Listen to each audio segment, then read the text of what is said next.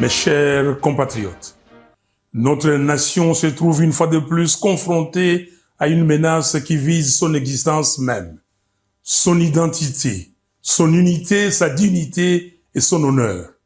C'est pourquoi je prends la parole aujourd'hui pour rappeler avec la plus grande fermeté une vérité inaltérable.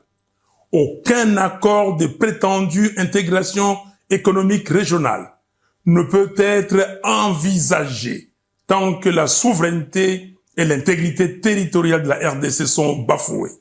Comment peut-on parler de coopération lorsque les forces rwandaises et ougandaises occupent nos terres, exploitent nos ressources et provoquent les déplacements, la mort et la souffrance de nos concitoyens? J'affirme haut et fort que l'accord cadre signé le samedi 15 novembre 2025 à Doha ne saurait constituer la base d'un accord de paix durable.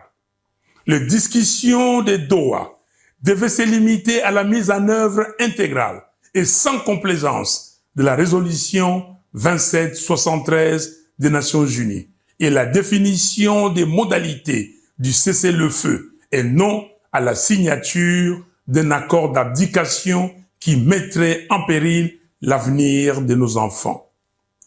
Notre nation n'est pas à vendre. Notre souveraineté n'est pas négociable.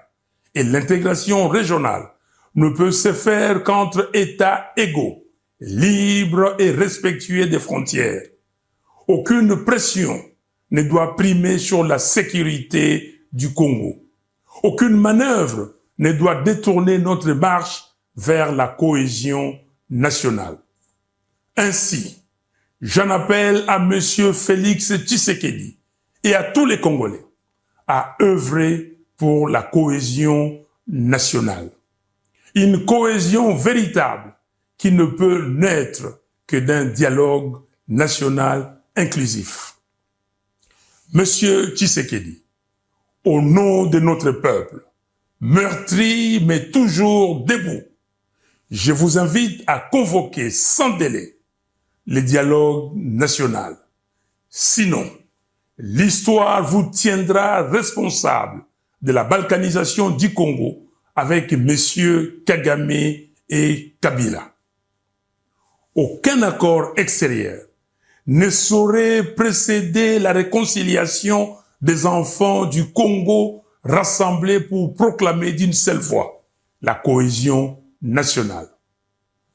Peuple congolais, c'est maintenant que se joue notre avenir.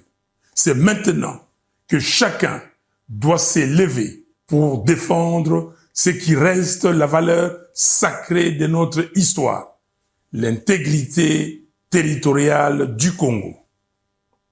Jeunesse congolaise, vous qui êtes l'âme vive de la nation, l'heure n'est plus à la résignation, l'heure est à la vigilance, à la mobilisation, à l'engagement pour la défense du pays. Tenez-vous prêts. Un peuple uni ne sera jamais vaincu. Un Congo debout ne sera jamais balkanisé. Je vous remercie.